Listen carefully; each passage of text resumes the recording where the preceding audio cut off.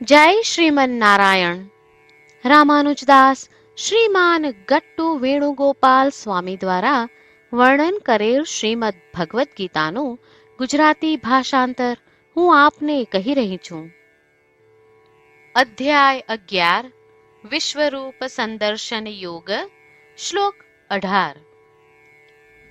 ત્વમક્ષરં પરમં વેદિતવ્યં ત્વમસ્ય વિશ્વસ્ય પરમ નિધાનમ ત્વમવ્યયઃ શાશ્વત ધર્મગોપ્તા સનાતનઃ ત્વં પુરુષો મતો મે. ઓમ. ગીતાચાર્ય શ્રી કૃષ્ણ પરમાત્મા અર્જુન સાથે આપણને બધાને વિશ્વરૂપ સંદર્શન યોગ શીખવી રહ્યા છે. અર્જુન શ્રી કૃષ્ણને પ્રાર્થના કરી રહ્યો છે કે હે કૃષ્ણ, બધા ઉપનિષદો નિર્દેશ કરે છે કે તમે જ જાણવા યોગ્ય છો. તમે અંતિમ પરમ સત્ય છો. તમે પરમ અવિનાશી છો. હે કૃષ્ણ, તમે જ સમસ્ત બ્રહ્માંડના એકમાત્ર પરમ સ્ત્રોત્ર છો. હે કૃષ્ણ, તમે જ શાશ્વત છો.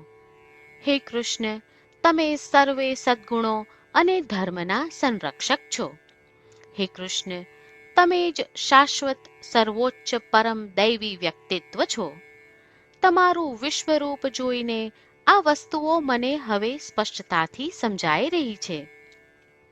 આ પ્રમાણે અર્જુન પોતાનો આનંદ અને શ્રદ્ધા વ્યક્ત કરી રહ્યો છે કે શ્રી કૃષ્ણ પરમાત્મા જ સર્વે ઉપનિષદોના ઉદ્દેશ્ય છે. ચાલો આપણે શ્રી કૃષ્ણ પરમાત્મા જ સર્વોપરી છે તેવી અતૂટ શ્રદ્ધા રાખીએ.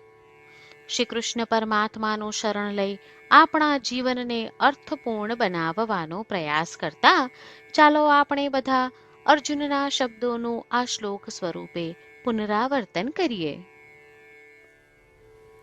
ત્વમક્ષરં પરમં વેદિતવ્યં ત્વમસ્ય વિશ્વસ્ય પરમ નિધાનમ ત્વમવ્યયઃ શાશ્વત ધર્મગોપ્તા સનાતનઃ ત્વં પુરુષો મતો મે.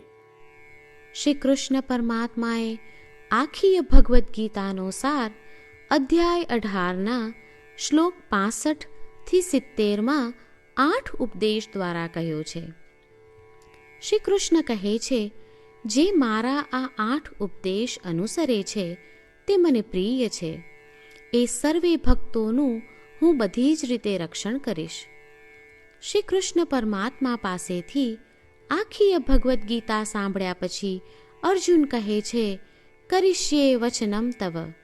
એટલે કૃષ્ણ, હું તમારી આજ્ઞાનું પાલન કરીશ.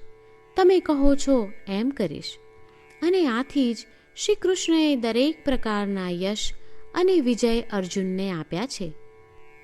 તો ચાલો આપણે પણ પરમાત્માને 8 વાતો પાળવાનું વચન આપીએ.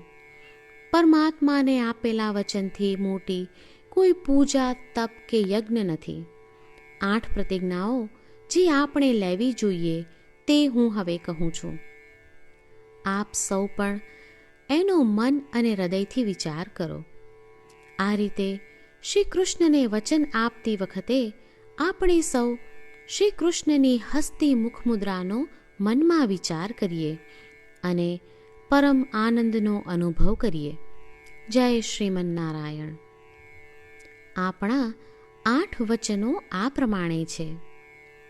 આપણું પહેલું વચન, હે શ્રીમન નારાયણ, તમારા ઉપદેશ પ્રમાણે હું હંમેશા તમારું ધ્યાન અને ચિંતન કરીશ. આપણું બીજું વચન, હે શ્રીમન નારાયણ, તમે કહ્યું છે તેમ હું સદાય તમારી ભક્ત રહીશ. આપણું ત્રીજું વચન, હે શ્રીમન નારાયણ, હું મારા કર્મો તમને સંતોષ થાય તેમ અને તમારી સેવા માટે કરીશ. આપણું ચોથું વચન. હે શ્રીમન્નારાયણ, તમે અનુસરવા કહ્યું છે તેમ મને પૂર્ણ શ્રદ્ધા છે કે હું તમારી છું. હું સદાય મારા હાથ જોડી તમને નમસ્કાર કરીશ, તમારી ભક્તિ કરીશ.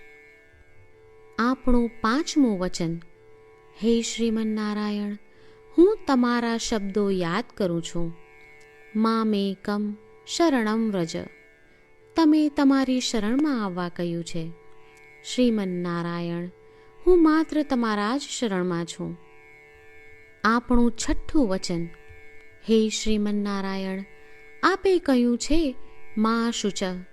તમે અમને આશ્વાસન આપી શોક ન કરવા માટે કહ્યું છે, તો હું દુઃખી નહીં થાઉં, શોક નહીં કરું. આપણું સાતમું વચન. હે શ્રીમન્નારાયણ, અમારા કલ્યાણ અર્થે આપે શ્રીમદ્ ભગવદ્ ગીતા રૂપી આશીર્વાદ આપી અમારા સૌ પર કૃપા કરી છે, તો હું દરરોજ ઓછામાં ઓછો એક શ્લોક વાંચીશ અથવા સાંભળીશ એવો સંકલ્પ લઉં છું. આપણું આઠમું વચન. હે શ્રીમન્નારાયણ, હું ગીતાના દૈવી શબ્દો એ ભક્તો સુધી પહોંચાડવાનો પ્રયત્ન કરીશ જેઓ ગીતાથી અજાણ છે. હે શ્રીમન્નારાયણ, તમે કહ્યું છે તેમ કરીશ, તમે કહ્યું છે એમ વર્તીશ અને તમારા માટે જ કર્મ કરીશ. શ્રીમન્નારાયણને આપેલું વચન કે દરરોજ તમે કહ્યું છે એમ કરીશું, એ જ એક મહાન પૂજા છે. તો ચાલો આપણે સૌ દ્રઢ શ્રદ્ધા સાથે પ્રભુ પાસે એક સંકલ્પ લઈએ. શ્રીમન્નારાયણ, કરીશ્યે વચનમ તવ. શ્રીમન્નારાયણ, હું તમારી આજ્ઞાનું પાલન કરીશ.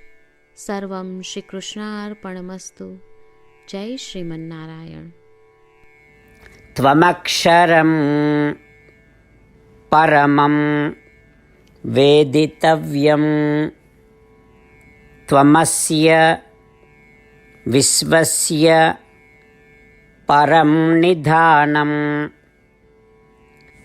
ત્વમવ્યયઃ શાશ્વત ધર્મગોપ્તા સનાતનઃ ત્વં પુરુષો મતો મે. ઓમ. ત્વમક્ષરં પરમં વેદિતવ્યં ત્વમસ્ય વિશ્વસ્ય પરમ નિધાનમ ત્વમવ્યયઃ શાશ્વત ધર્મગોપ્તા સનાતનઃ ત્વં પુરુષો મતો મે. જય શ્રીમન્નારાયણ. તમામ ભક્તોને ખાસ વિનંતી. આપણા જીવનની દરેક બાબતોમાં આપણે તાત્કાલિક અને અસરકારક પરિણામો ઈચ્છીએ છીએ. આ પ્રાપ્ત કરવા માટે ચાલો દરરોજ 1 મિનિટ ફાળવીએ અને નારાયણાસ્ત્રમ વાંચીએ. નારાયણાસ્ત્રમ મેળવવા માટે તેની વેબસાઇટ જે www.narayanaastram.org છે તેના પર જાઓ અને રજિસ્ટ્રેશનમાં તમારું નામ અને ઈમેલ આપો. તમે આપેલા ઈમેલ પર તમને નારાયણાસ્ત્રમ PDF પ્રાપ્ત થશે. PDFમાં રામાયણનો 1 શ્લોક, ગીતાનો 1 શ્લોક અને એક વિષ્ણુ નામ છે. આ 3ને નારાયણાસ્ત્રમ કહેવામાં આવે છે. દરેક વ્યક્તિને આ શ્લોકોનું અલગ અલગ સંયોજન પ્રાપ્ત થાય છે. જ્યારે દરેક વ્યક્તિ 24,000 ભક્તો સાથે તેમના નારાયણાસ્ત્રમને દરરોજ વાંચે છે અથવા સાંભળે છે, ત્યારે સમગ્ર રામાયણનું 1 વાર પારાયણ, શ્રીમદ્ ભગવદ્ ગીતાનું 33 વાર પારાયણ અને વિષ્ણુ સહસ્ત્ર નામનું 24 વાર પારાયણ રોજ પૂર્ણ થાય છે. આ એક અદ્ભુત અને અસાધારણ પરિણામ છે. તેથી તમે અને તમારા પરિવારના સભ્યો તરત જ વેબસાઇટ પર જાઓ અને તમારું નારાયણાસ્ત્રમ મેળવો. જય શ્રીમન્નારાયણ.